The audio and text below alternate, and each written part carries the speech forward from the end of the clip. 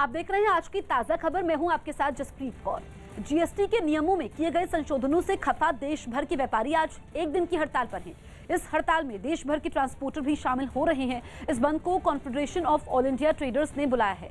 Confederation of all India traders के मुताबिक इस बंद में देश भर के 40,000 से ज्यादा व्यापारिक संगठनों से जुड़े 8 करोड़ से ज्यादा व्यापारी शामिल हो रहे हैं। Confederation of all India traders के राष्ट्रीय महामंत्री प्रवीण खंडेलवाल का आरोप है कि 22 दिसंबर और उसके बाद जीएसटी नियमों में एक तरफा कई संशोधन किए गए, जिनको लेकर देश भर के व्यापारियों में बड़ा गुस्सा है। इन संशोधनों के जरिए अधिकारियों को असीमित अधिकार दिए गए हैं, जिसके खिलाफ उन्होंने ये बंद बुलाया है। व्यापारियों का आरोप है कि संशोधन से पहले व्यापारियों की राय नहीं ली गई। Confederation of all India traders के आह्वान पर कल देश में पूरे तौर पर व्यापार बंद रहेगा। लगभग 8 करोड़ से ज्यादा व्यापारी और लगभग 40,000 से ज्यादा व्यापारिक संगठन कल के बंद में शामिल होंगे।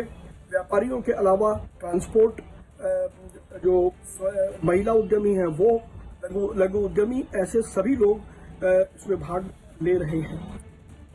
अमेरिका में इस बार ऐसी रिकॉर्ड तोड़ बर्फबारी हुई कि वहां के न्यू हैम्पशायर में एक जमी हुई झील पर बने रनवे को खोल दिया गया।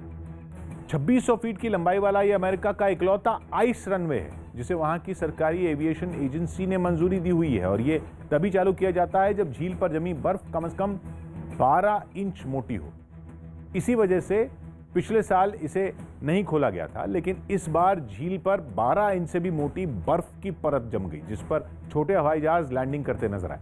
तस्वीरें देखकर यह कह पाना मुमकिन ही नहीं है कि रनवे एक जमी हुई झील है, क्योंकि विमान उस पर ऐसे आराम से लैंड करते दिखे मानो वो कंक्रीट का बना कोई आम रनवे हो। झील को विमानों के ऑपरेट होने लायक बनाने के लिए वहां मशीनें लगातार फालतू बर्फ भी हटाती नजर आई। ये भी बताया गया कि रनवे पर रोजाना बर्फ की मोटाई को भी मापी जाती है ताकि कोई हादसा न हो। कोलकाता में रैली के समय बीजेपी अध्यक्ष जेपी नड्डा के ममता बनर्जी पर जमकर हमला बोला। नड्डा ने ममता की भाषा शैली पर सवाल उठाए और एक जगह खड़े होकर बोलने की नसीहत दे दी।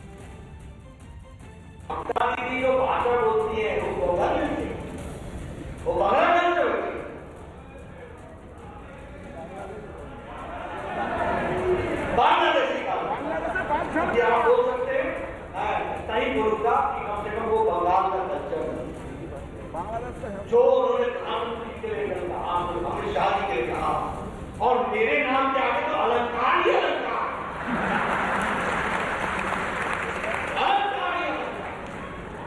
अच्छा, मैं उनसे पूछता हूँ, दीदी इतना गुस्सा क्यों हो?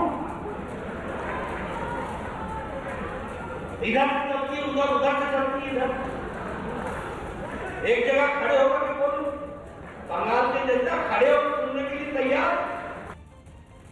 चुनावी राज्य असम के दौरे पर पहुंचे अमित शाह ने महामृत्युंजय मंदिर के प्राण प्रतिष्ठा समारोह में हिस्सा लिया। यह मंदिर 15वीं सदी के असम के मशहूर कवि और गायक श्रीमंत शंकर देव के जन्मस्थान बोडोवा में बनाया गया है और दावा किया जा रहा है कि शिवलिंग के आकार का यह मंदिर एशिया का सबसे बड़ा महामृत्युंजय मंदिर होगा। प्राण प्रतिष्ठा के साथ ही एक यज्ञ किया गया, जिसमें खुद गृह मंत्री अमित शाह ने हिस्सा लिया। मंत्रोच्चार के साथ विधि विधान से शंकर भगवान की पूजा की गई। इस शिवलिंग की प्राण प्रतिष्ठा होने से निश्चित ही प्रभु शिव का हम सब पर, पूरे आसाम पर, पूरे देश पर आशीर्वाद रहेगा। अमित शाह के स्वागत में असम की संस्कृति से जुड़े संगीत का भी इंतजाम हुआ। खुद अमित शाह भी मृदंग बजाते हुए दिखे गए। असम के मुख्यमंत्री और असम में बीजेपी के कई बड़े नेता गृहमंत्री के साथ रहे। गृहमंत्री ने दावा किया कि उनकी सरकार ने बीते 5 साल में असम की पहचान बदल दी। आंदोलनों के लिए जाना जाता था, हथियारों और हिंसाओं के लिए जाना जाता था, वो आसाम आज विकास के लिए, आज औद्योगिक निवेश के लिए, शिक्षा के लिए, वो आसाम आज पर्यटन के लिए जाना लगा है। असम में 126 विधानसभा सीटें हैं और बीजेपी ने इस बार 100 सीटें जीतने का लक्ष्य रखा है। ऑस्ट्रेलिया की संसद में नए मीडिया कानून के पास होने के बाद अब फेसबुक और गूगल को वहां की खबरों को अपने प्लेटफॉर्म पर दिखाने के लिए पैसे देने होंगे। News18.com की रिपोर्ट है कि फेसबुक से बातचीत के बाद ऑस्ट्रेलिया की सरकार ने नए मीडिया कानून में कुछ बदलाव करने के बाद उसे पास कर दिया, जिसके तहत जो खबरें फेसबुक और गूगल को अपनी वेबसाइट पर दिखानी होंगी उसके लिए उन्हें मीडिया कंपनियों को भुगतान करना होगा। वहां की सरकार का तर्क है कि ये कानून ऑस्ट्रेलिया में पत्रकारिता को बनाए रखने में मदद करेगा। हालांकि ऑस्ट्रेलिया की सरकार ने ये बात भी साफ कर दी कि 1 साल बाद इस कानून की समीक्षा की जाएगी। इससे पहले फेसबुक और गूगल ने इस कानून का जमकर विरोध किया था, क्योंकि इन कंपनियों को ये डर सताने लगा था कि इसके लिए उन्हें उनके कारोबार पर असर पड़ेगा। गुजरात विधानसभा सत्र में लव जिहाद कानून के लिए प्रस्ताव पेश होगा। यूपी के बाद अब गुजरात में भी लव जिहाद कानून बनेगा। इसके लिए अगले विधानसभा सत्र में इस पर प्रस्ताव लाया जाएगा। ये बात सीएम विजय रूपाणी ने निकाय चुनाव प्रचार के दौरान गोधरा में कही। लव जिहाद के खिलाफ कड़े कानून का बिल हम लाएंगे। रेटिंग एजेंसी मूडीज ने भारतीय अर्थव्यवस्था में सुधार के संकेत दिए हैं। उसने अगले वित्त वर्ष में भारत की जीडीपी बढ़त दर 13.7% रहने का अनुमान जताया। हालांकि अपने पिछले अनुमान में मूडीज ने जीडीपी बढ़त दर 10.08% रहने की बात कही थी। मुंबई में एक आदमी पर कुछ महिलाओं के साथ जालसाजी करने का आरोप लगा। इसके बाद पुलिस ने उस आरोपी को गिरफ्तार कर लिया। एक महिला ने इस आदमी पर झूठ बोलकर शादी करने का आरोप लगाया था। आशंका है कि इसने कई और महिलाओं को इसी तरह ठगी का शिकार बनाया। आरोपी को उज्जैन मध्य प्रदेश से गिरफ्तार किया गया है।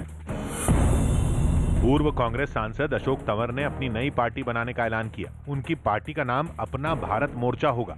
कांग्रेस नेताओं से नाराजगी की वजह से उन्होंने पिछले साल पार्टी से इस्तीफा दे दिया था। विपक्ष गूंगा हो चुका है, सरकार बहरी हो चुकी है। मध्य प्रदेश के छतरपुर से हैरान कर देने वाला एक वीडियो सामने आया, जिसमें एक कार आग की भीषण लपटों में घिर गई। आशंका जताई गई कि चलती कार में शॉर्ट सर्किट की वजह से आग लगी, जिसने कुछ ही देर में पूरी कार को अपनी चपेट में ले लिया। घटना की जो तस्वीरें सामने आई, उनमें एक तस्वीर में कार से आग की भीषण लपटें आसमान की तरफ उठती दिखाई दी, जबकि उससे निकलने वाला काला धुआं आसपास के इलाके में फैलता नजर आया। इस घटना की वजह से वहां लोगों की भीड़ जमा हो गई, लेकिन किसी ने भी आग को बुझाने की कोशिश तक नहीं की। हालांकि घटना की जानकारी मिलते ही वहां फौरन फायर ब्रिगेड की एक गाड़ी पहुंची और धधकती आग को बुझाने में जुट गई। थोड़ी ही देर में आग को बुझा लिया गया, लेकिन तब तक कार जलकर राख हो चुकी थी। यूपी के रायबरेली से हैरान कर देने वाली कुछ तस्वीरें सामने आई। वहां जमीन विवाद में दो पक्षों के बीच मारपीट हो गई। बताया गया कि जमीन बंटवारे के मुद्दे पर एक ही परिवार के कुछ लोग आपस में भिड़ गए, जिनके बीच विवाद इतना बढ़ गया कि नौबत मारपीट तक पहुंच गई। परिवार की महिलाएं तो इस कदर गुस्से में आ गईं कि उन्होंने एक दूसरे पर लाठियां मारी। महिलाओं के बीच जारी मारपीट में एक बुजुर्ग भी कूद पड़े, जिन्हें वहां मौजूद लोगों ने अलग करने की कोशिश की। जब ये मामला पुलिस तक पहुंचा तो पुलिस अधिकारी ने दावा किया कि मारपीट करने वालों पर जांच के बाद कार्रवाई की जाएगी। कुछ लोगों को हिरासत में लिया गया है और आवश्यक कानूनी कार्रवाई की जा रही है। इस हंगामे के शांत होने के बाद मारपीट के दौरान जो लोग घायल हुए उन्हें इलाज के लिए अस्पताल में भर्ती कराया गया। पश्चिम बंगाल के पश्चिमी मेदिनीपुर से एक चौंकाने वाला वीडियो सामने आया, जिसमें शहर के एक इलाके में घुसे हाथी की वजह से अफरा तफरी मच गई। यह हाथी खाने की तलाश में पास के जंगल से निकलकर वहां आ गया, जिसे देखकर लोग दहशत से भर गए। वहां से सामने आई एक तस्वीर में शाम के वक्त एक हाथी शहर की एक सड़क पर उत्पात मचाता दिखा।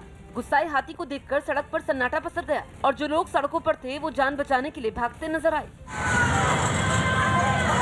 कुछ देर बाद इलाके के कई लोग हिम्मत कर उसे वहां से भगाने में जुट गए। हाथी को खदेड़ने के लिए कुछ लोग मशाल पकड़े दिखे, जबकि कुछ लोग डर की वजह से एक स्कूल की रेलिंग पर चढ़ गए। कुछ देर के बाद पुलिस और वन विभाग की टीम भी वहां पहुंच गई और हाथी को पकड़ने की कोशिश तेज कर दी गई। पहले तो हाथी को काबू में किया गया, उसके बाद वन विभाग के लोग उसे क्रेन की मदद से ट्रक में लाद कर ले गए। उत्तराखंड के चमोली जिले में ऋषिगंगा नदी पर बनी झील के जल स्तर को कम करने की कोशिशें जारी हैं। 7 फरवरी को आई आपदा के वक्त पहाड़ों से जो मलबा गिरा था, उससे ऋषिगंगा नदी पर यह झील बन गई, जिसके मुहाने को चौड़ा करने के लिए एसडीआरएफ और आईटीबीपी के जवानों ने पूरी ताकत झोंक दी। 7 फरवरी को मलबे के साथ पहाड़ से कई पेड़ भी टूटकर नीचे गिरे थे, जिन्हें वहां से हटाने का काम किया गया। करीब 60 मीटर गहरी इस झील में पानी को कम किया जा सके, इसलिए पेड़ों के अलावा बड़े बड़े पत्थरों को भी उसके मुहाने से हटाया गया। इलाके के कई लोग भी इस काम में आईटीबीपी और एसडीआरएफ के जवानों की मदद करते नजर आए। कुछ लोग जान जोखिम में डालकर पानी के बीच से टूटे पेड़ों को हटाते भी नजर आए। बताया गया कि जवानों की इस कोशिश से झील का जलस्तर करीब 1 फुट तक कम हो गया। हिमाचल प्रदेश के शिमला से एक डरा देने वाला वीडियो सामने आया। वहां लकड़ी से बने 5 मकान लपटों से गिर गए। आग किस वजह से लगी इसका पता नहीं चल पाया, लेकिन इसकी बेकाबू लपटें सब कुछ तबाह करने पर आमादा दिखी। धधकते मकान से आग और धुएं का गुबार उठता हुआ दिखाई दिया। भीषण आग को देखकर इलाके में अफरा तफरी मच गई। ये मकान लकड़ी से बनाए गए थे, इसलिए आग तेजी से फैली और उसने कुछ ही देर में पूरे मकान को अपनी चपेट में ले लिया। इसके बाद इलाके के काफी लोग घटना वाली जगह पहुँच गए और बाल्टी की मदद से आग बुझाने में जुट गए, लेकिन उनके लिए लपटों पर काबू पाना नामुमकिन सा था, क्योंकि ये आग इतनी भयानक थी कि उसके पास भी जोखिम भरा था। हालांकि कुछ देर बाद फायर ब्रिगेड की गाड़ी भी वहां पहुंच गई और लपटों पर पानी की बौछार की गई।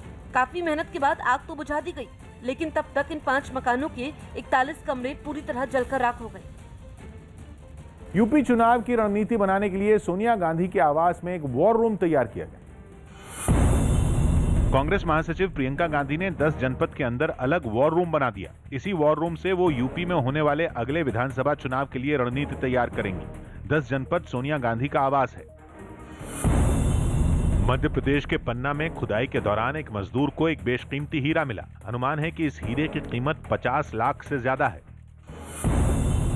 पश्चिम बंगाल पुलिस ने बीजेपी अध्यक्ष जेपी नड्डा को बैरकपुर में रथ यात्रा की मंजूरी नहीं दी, जिसके बाद ये यात्रा टाल दी गई। बीजेपी ने इस मामले में कोर्ट जाने की बात कही। आरोप है कि बिहार के सीतामढ़ी में आईजी की मौजूदगी में एक कारोबारी की हत्या कर दी गई। एक दिन पहले शराब माफिया और पुलिस के बीच हुई मुठभेड़ में दारोगा दिनेश राम शहीद हो गए थे। इसी मामले को सुलझाने के लिए आईजी वहां पहुंचे हुए थे, लेकिन तभी बदमाशों ने पास ही एक दुकान में बैठे सीमेंट कारोबारी की गोली मारकर हत्या कर दी। राजस्थान में विधानसभा की 4 सीटों पर होने वाले उपचुनाव के लिए कांग्रेस की एक रैली में पार्टी नेता सचिन पायलट को भी बुलाने की योजना है। इससे पहले गहलोत और पायलट गुट अपनी अपनी रैलियों में एक दूसरे के नेताओं को बुलाने से बचते रहे हैं। अगर मिलकर चुनाव लड़ा गया, आपस में तालमेल से चुनाव लड़ा गया तो 4 सीटें हम अवश्य जीतेंगे। कांग्रेस के इस चुनावी प्लान को बीजेपी ने दिखावा करार दिया। तो मुझे लगता नहीं है कि जो विग्रह है वो ठीक हो पाएगा। ये कोई दिखावटी एक कवायद हो सकती है। हरियाणा के जींद से एक हैरान करने वाला वीडियो सामने आया। वहां आगे पीछे चल रहे 2 ट्रकों में जोरदार टक्कर हो गई। घटना की पूरी तस्वीर वहां लगे एक सीसीटीवी कैमरे में रिकॉर्ड हो गई, जिसमें एक ट्रक बीच सड़क पर खड़ा नजर आया, लेकिन तभी पीछे से आ रहा रेत से भरा एक दूसरा ट्रक उससे टकरा गया। टक्कर इतनी जबरदस्त थी कि आगे वाला ट्रक कुछ फीट दूर तक चला गया, जबकि टक्कर मारने वाले ट्रक का अगला हिस्सा अंदर की तरफ धंस गया और उसका ड्राइवर उसमें बुरी तरह फंस गया। हादसे के बाद आसपास के लोग मदद के लिए ट्रक के पास पहुंचे और उस ड्राइवर को बाहर निकालने की कोशिश शुरू कर दी। महाराष्ट्र में कोरोना के मामले फिर से बढ़ने के बाद मुंबई नगर निगम बीएमसी ने मास्क नहीं पहनने वालों पर कार्रवाई तेज कर दी। महामारी पर लगाम लगाने के लिए बीएमसी कई इलाकों में अभियान चला रही ताकि लोग लापरवाही न बरतें और अपनी जान के साथ दूसरे की जान को भी जोखिम में न डालें।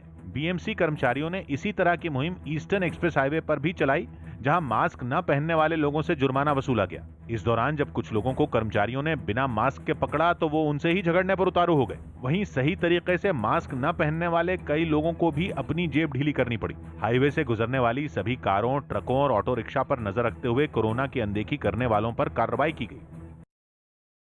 मध्य प्रदेश के खंडवा में शराब माफिया के अवैध मकान को प्रशासन ने ढहा दिया। शिवराज सरकार के आदेश पर वहां पिछले कई दिनों से माफिया और दूसरे बदमाशों के खिलाफ कार्रवाई की जा रही है और इसी कड़ी में प्रशासन ने शराब का अवैध कारोबार करने के आरोप में आशीष जायसवाल के खिलाफ अभियान चलाया, जिसके तहत शहर के 2 अलग-अलग इलाकों में मौजूद उनके अवैध मकान और ढाबे को ध्वस्त कर दिया गया। कार्रवाई की जो तस्वीरें सामने आई, उनमें एक तस्वीर में खुदाई करने वाली मशीनें अवैध मकान को गिराती दिखी, जबकि एक दूसरी तस्वीर में दिखा कि मशीन के जरिए ढाबे की दीवार को गिरा दिया गया। प्रशासन की इस कार्रवाई के वक्त वहां पुलिस के जवानों को तैनात कर दिया गया ताकि हंगामा होने पर हालात से निपटा जा सके। मेट्रोमैन ई श्रीधरन बीजेपी में शामिल हो गए। केरल के मल्लापुरम में आयोजित एक कार्यक्रम में मेट्रोमैन ई श्रीधरन बीजेपी में शामिल हो गए। इस बीच केंद्रीय मंत्री आर.के. सिंह भी मौजूद रहे।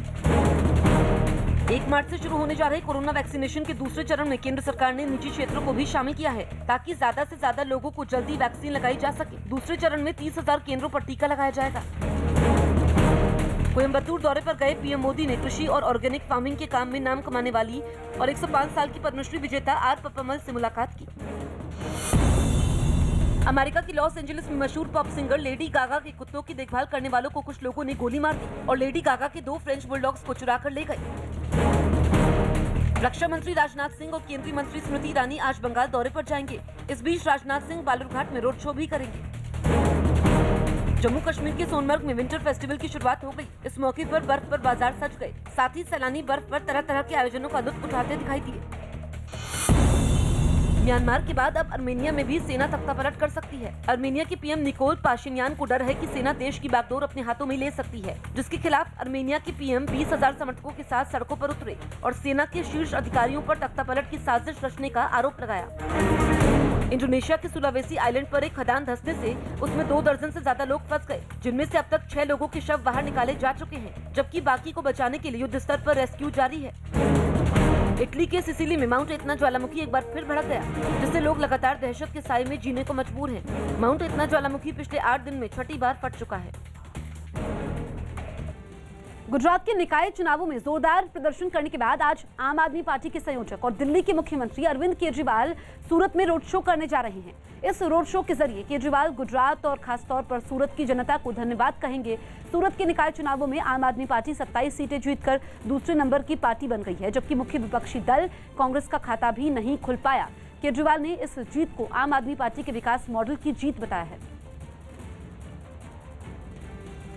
उत्तर प्रदेश के प्रयागराज में प्रतियोगी परीक्षाओं की तैयारी कर रहे उम्मीदवारों ने बेरोजगारी के मुद्दे पर प्रदर्शन किया।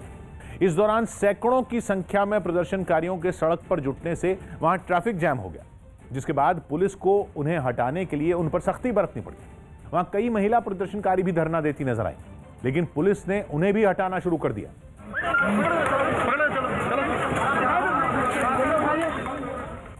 इसके बाद भी जो लोग वहां से जाने के लिए तैयार नहीं हुए, उन्हें पुलिस ने जबरदस्ती उठाकर अपनी गाड़ी में बैठा दिया। ये रोड पे साइड बिल्कुल धरना था, जो बिल्कुल उचित नहीं होता। यहाँ पे लगातार अनंत काल तक चलाना। इससे पहले पुलिस ने कई बार प्रदर्शनकारियों से सड़क खाली कर देने की अपील भी की। वहीं प्रदर्शनकारियों ने चेतावनी दी कि जब तक उनकी मांगें पूरी नहीं हो जाती, वो आगे भी इस तरह धरना देते रहेंगे। तमिलनाडु के शिवकाशी में एक पटाखा फैक्ट्री में आग लगने से 6 लोगों की मौत हो गई। धमाका इतना जोरदार था कि फैक्ट्री की इमारत पूरी तरह से तबाह हो गई और दूर दूर तक फैक्ट्री का मलबा ही दिखाई दे रहा था। मौके पर पहुंची फायर ब्रिगेड की टीम ने फैक्ट्री में आग पर काबू पाया और घायलों को अस्पताल पहुंचाया। फिलहाल इस बात की जांच चल रही है कि आग कैसे लगी।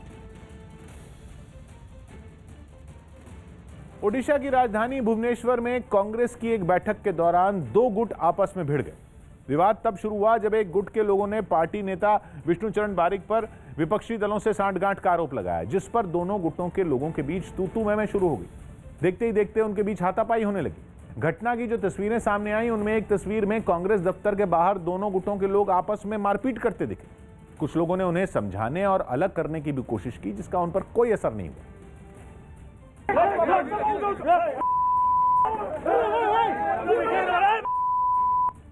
इससे पहले कांग्रेस दफ्तर के अंदर दोनों पक्षों के लोग एक दूसरे पर हावी होने की कोशिश करते रहे। इस बीच वहां मौजूद कुछ लोगों ने तोड़फोड़ शुरू कर दी। एक आदमी तो कांग्रेस नेता विष्णुचरण बारिक के साथ मारपीट पर उतारू दिखा।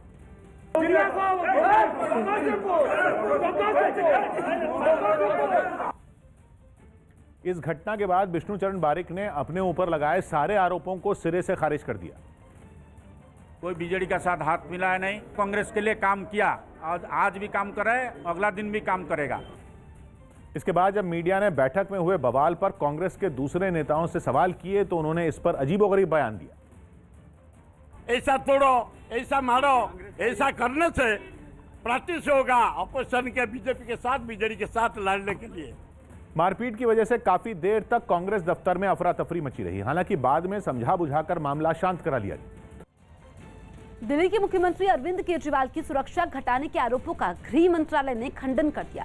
न्यूज 18 के अमित पांडे की रिपोर्ट है कि दिल्ली पुलिस के मुताबिक अरविंद केजरीवाल की सुरक्षा में किसी तरह की कोई कटौती नहीं की गई है, बल्कि जो 4 जवान हटाए गए उनकी जगह नए 4 जवानों को तैनात किया गया है। मतलब ये कि उन्हें पहले की ही तरह Z+ श्रेणी की सुरक्षा मुहैया करवाई जा रही है, जिसे दिल्ली पुलिस और केंद्रीय अर्धसैनिक बल दोनों मिलकर संभाल रहे हैं। इससे पहले आम आदमी पार्टी ने अरविंद केजरीवाल की सुरक्षा में तैनात कमांडो को कम करने का आरोप लगाया था और ये दावा किया था कि गुजरात निकाय चुनाव के नतीजों के बाद ये कार्रवाई की गई। उन 6 पुलिस के कमांडोज में से भी 4 कमांडोज केंद्र सरकार की MHA ने, मिनिस्ट्री ऑफ होम अफेयर्स ने, अमित शाह जी के डिपार्टमेंट ने विड्रॉ कर लिए हैं। मुख्यमंत्री श्री अरविंद केजरीवाल जी के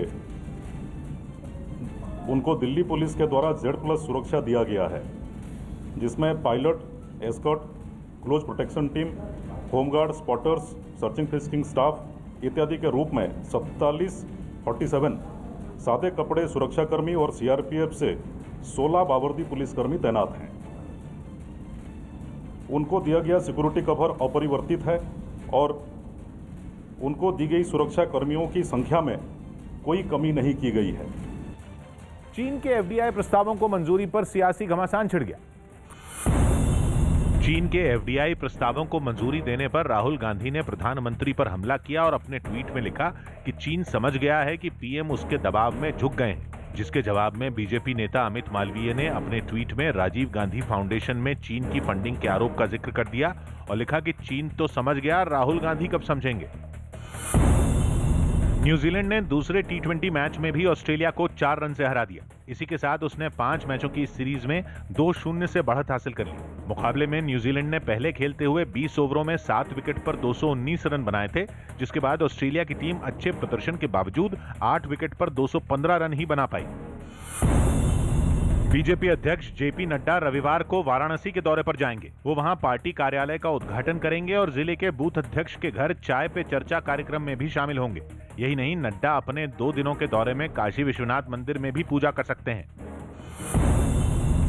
महाराष्ट्र के वाशिम जिले में पोहरा देवी मंदिर के महंत और उनके परिवार के 4 सदस्यों की कोरोना रिपोर्ट पॉजिटिव आई। 2 दिन पहले महाराष्ट्र के मंत्री संजय राठौड़ इसी मंदिर में दर्शन करने पहुंचे थे। दावा है कि मंत्री के इस मंदिर दर्शन कार्यक्रम के दौरान बड़ी संख्या में उनके समर्थक भी वहां पहुंच गए थे और आरोप है कि उन्होंने वहां कोरोना नियमों का बिल्कुल भी ध्यान नहीं रखा। इस मुद्दे के तूल पकड़ने के बाद सीएम उद्धव ठाकरे ने 1 दिन पहले ही इस मामले में जांच के आदेश दे दिए थे। इंडोनेशिया के सुलावेसी प्रांत में सोने की खदान में हुए हादसे में 3 मजदूरों की मौत हो गई, जबकि खदान में फंसे 15 से ज्यादा लोगों की जान बचा ली गई। हादसे के समय वहां 40 से ज्यादा मजदूर काम कर रहे थे। तभी खदान का हिस्सा धंस गया और वहां काम करने वाले सभी लोग अंदर फंस गए। घटना की खबर मिलते ही प्रशासन की टीम वहां पहुंची और खदान में फंसे लोगों को बचाने में जुट गई। रेस्क्यू ऑपरेशन में खुदाई करने वाली मशीनों की मदद ली गई। इस बीच मौके पर लोगों की भारी भीड़ जुट गई। इस भीड़ में उन मजदूरों के घरवाले भी थे जो इस हादसे का शिकार हुए। इन सबके बीच राहत और बचाव की टीम ने घटना वाली जगह को घेर कर मजदूरों को बचाने का अभियान जारी रखा। सुबह से शाम हो गई, लेकिन रेस्क्यू टीम ने हिम्मत नहीं हारी और वो खदान में फंसी जिंदगियों को बचाने के काम में जुटी रही। Pelaksanaan kegiatan evakuasi tersebut yang mana memang karena melihat situasi yang gelap. Mumbai के पैडर रोड इलाके में बीती रात एक गाड़ी से जिलेटिन की 20 छड़ें मिलने से हड़कंप मचा। मामला इसलिए भी बेहद गंभीर है क्योंकि जिस जगह ये गाड़ी संदिग्ध तरीके से खड़ी हुई मिली है, वहां से कुछ दूरी पर ही रिलायंस इंडस्ट्रीज के चेयरमैन मुकेश अंबानी का घर है। गाड़ी की जानकारी मिलने के बाद मौके पर बम और डॉग स्क्वाड की टीम भी पहुंची और जांच के बाद कार में जिलेटिन की 20 छड़ें बरामद की गई। मामले की गंभीरता को देखते हुए मुंबई में हाई अलर्ट जारी कर दिया गया है। मामले की जांच क्राइम ब्रांच को सौंपी गई है। साथ ही जांच के लिए 10 टीमें बनाई गई हैं।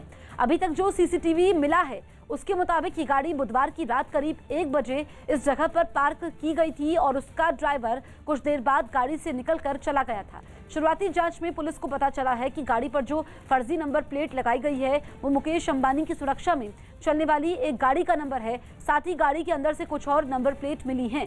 इसके अलावा गाड़ी के भीतर से एक चिट्ठी भी मिली है। हालांकि ये पता नहीं चल पाया है कि उसमें क्या लिखा है। क्राइम ब्रांच के साथ ATS भी मामले की जांच में जुटी है। मुंबई में मुकेश अंबानी के घर के कुछ दूरी पे एक स्कॉर्पियो वैन मिली है। उस स्कॉर्पियो वैन में कुछ जिलेटिन पाया गया है। इसकी पूरी जांच मुंबई क्राइम ब्रांच कर रहा है। जो भी असलियत है जल्द से जल्द सामने आएंगी। 2 तस्वीरें आपके सामने हैं। गाड़ी में विस्फोटक मिला है और जिस गाड़ी में विस्फोटक मिला है वहां से कुछ दूरी पर ही रिलायंस इंडस्ट्रीज के चेयरमैन मुकेश अंबानी का घर है। ऐसे में पुलिस ने वहां पर सुरक्षा का पहरा सख्त कर दिया है और जांच शुरू कर दी गई है। 10 टीमें जांच के लिए बनाई गई है। जांच क्राइम ब्रांच को सौंपी गई है। विधानसभा चुनाव के लिए बीजेपी ने बंगाल में लोक्खो सोनार बांग्ला अभियान की शुरुआत कर दी। इस अभियान के जरिए पार्टी का मकसद राज्य के 294 विधानसभा क्षेत्रों के लोगों तक पहुंचना और उनके सुझाव इकट्ठा करना। जिसके लिए विधानसभा क्षेत्रों में बीजेपी के एलईडी रथ पहुंचेंगे, जिन्हें जेपी नड्डा ने कोलकाता में पार्टी का झंडा दिखाकर रवाना किया और लोको सोनार बांग्ला अभियान की शुरुआत की।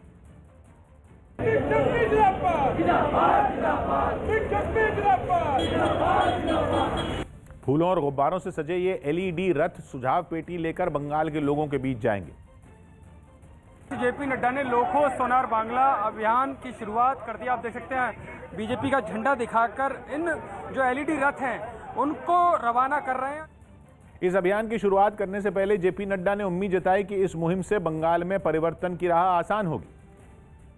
असल परिवर्तन के लिए सोनार बांग्ला का सपना कैसे पूरा किया जा सकता है, इसको हम प्रयासरत रहेंगे। इस अभियान के जरिए जो सुझाव इकट्ठा होंगे उनके आधार पर बीजेपी अपना घोषणा पत्र तैयार करने वाली है। पार्टी का लक्ष्य है कि वो करीब 2 करोड़ लोगों की राय इकट्ठा करे। यूपी के बाद हरियाणा सरकार भी आने वाले बजट सत्र में लव जिहाद के खिलाफ कानून बनाने के लिए विधेयक लाने जा रही है। हरियाणा के गृह मंत्री अनिल विज ने बताया कि एक एक्सपर्ट कमेटी ने तमाम सुझावों से ड्राफ्ट तैयार कर लिया है और अब हरियाणा सरकार की पूरी तैयारी है कि 5 मार्च से शुरू होने वाले हरियाणा विधानसभा के बजट सत्र में इस कानून के विधेयक को पारित करवा लिया जाए। अनिल विज के मुताबिक हरियाणा का लव जिहाद कानून दूसरे राज्यों के हिसाब से ज्यादा सख्त होगा। हमने हरियाणा में भी ये जो लव जिहाद के ऊपर धर्म परिवर्तन कानून है उसका ड्राफ्ट तैयार कर लिया है और इसी बजट सत्र में उसको विधानसभा के सामने पास कराने के लिए पेश किया जाएगा। केंद्र सरकार ने सोशल मीडिया और ओटीटी प्लेटफॉर्म के लिए नियम तय करते हुए दिशा निर्देश जारी कर दिए। न्यूज 18 के विक्रांत यादव की रिपोर्ट है कि नए दिशा निर्देश लागू होने के बाद सोशल मीडिया से किसी भी आपत्तिजनक पोस्ट को 24 घंटे के अंदर हटाना होगा और सभी सोशल मीडिया प्लेटफॉर्म को भारत में अपने अधिकारियों की तैनाती करनी होगी जो शिकायतों को दर्ज करने और उन पर कार्रवाई करने का काम करेंगे। इसके अलावा हर महीने कितनी शिकायतों पर एक्शन लिया जाए इसकी जानकारी भी देनी होगी। किसी भी अफवाह या गलत कंटेंट के बारे में यह भी बताना होगा कि सबसे पहले उसे किसने पोस्ट किया ताकि भारतीय कानून के तहत उस शख्स पर कार्रवाई हो सके। सोशल मीडिया के अलावा ओटीटी प्लेटफॉर्म की भी 3 स्तरों पर निगरानी होगी और भाषा, सीन और उसमें हिंसा के आधार पर अलग अलग कैटेगरी बनाई जाएंगी।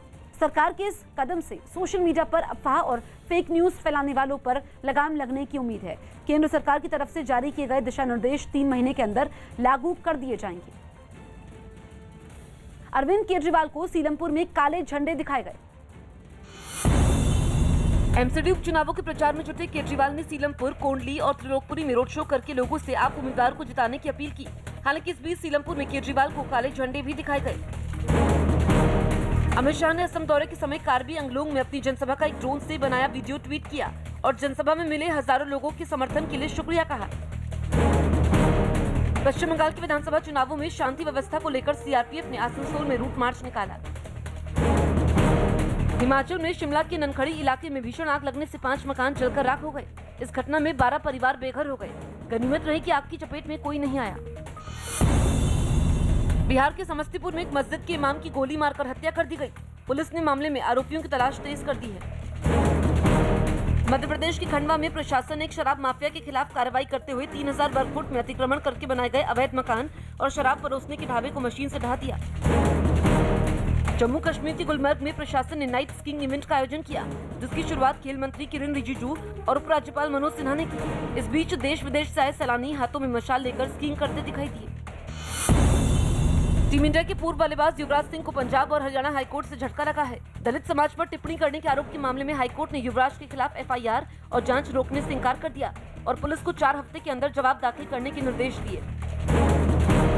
अक्षर पटेल अहमदाबाद के डे नाइट टेस्ट में कुल 11 विकेट झटकने वाले वो दुनिया के पहले गेंदबाज बन गए। अक्षर पटेल ने पहली पारी में 38 रन देकर 6 विकेट झटके और दूसरी पारी में उन्होंने 32 रन देकर 5 विकेट झटकाए। 23 जुलाई से शुरू होने जा रहे टोक्यो ओलंपिक से पहले ही आयोजकों को झटका लगा है। खबर है कि कोरोना वायरस की वजह से 1000 से ज्यादा वॉलंटियर्स ने आयोजन से अपना नाम वापस ले लिया है। म्यांमार में तख्ता पलट का विरोध करने वालों पर अब तक तो सेना और पुलिस ही डंडा चला रही थी, लेकिन अब सेना के समर्थक भी प्रदर्शनकारियों के खून के प्यासे बन बैठे। इसके सबूत के तौर पर म्यांमार के यांगोन से सांसें अटका देने वाला एक वीडियो सामने आया, जिसमें सेना के कुछ समर्थकों ने सेना के विरोधियों पर दिन दहाड़े हमला कर दिया। और भरे बाजार में चीख पुकार मच गई। जान बचाने के लिए आदमी, महिलाएं, बच्चे, बूढ़े सब भागते दिखे। तभी पीछे पीछे हाथ में चाकू लिए एक आदमी आराम से चलता हुआ नजर आया। उसे देखकर लोग थर थर कांप रहे थे, लेकिन वो चाकू के दम पर हीरो बना घूम रहा था। इस बीच सीसीटीवी फुटेज में एक आदमी कुछ हमलावरों से जान बचाकर भागता नजर आया, लेकिन तभी वो सामने खड़े चाकूबाज के हत्थे चढ़ गया। बदमाश ने उस पर चाकू से हमला कर दिया। इसके बाद तो सभी हमलावर उस निहत्थे पर टूट पड़े। किसी ने डंडा चलाया, किसी ने हाथ, तो किसी ने लात। मारपीट करने के बाद सब बड़ी ही आसानी से रफूचक्कर भी हो गए। बताया गया कि यह घटना तब हुई जब कुछ प्रदर्शनकारी सेना के समर्थन में मार्च निकाल रहे थे, लेकिन तभी सड़क किनारे खड़े कुछ लोगों ने उनका मजाक उड़ा दिया। इस पर सेना के समर्थक भड़क गए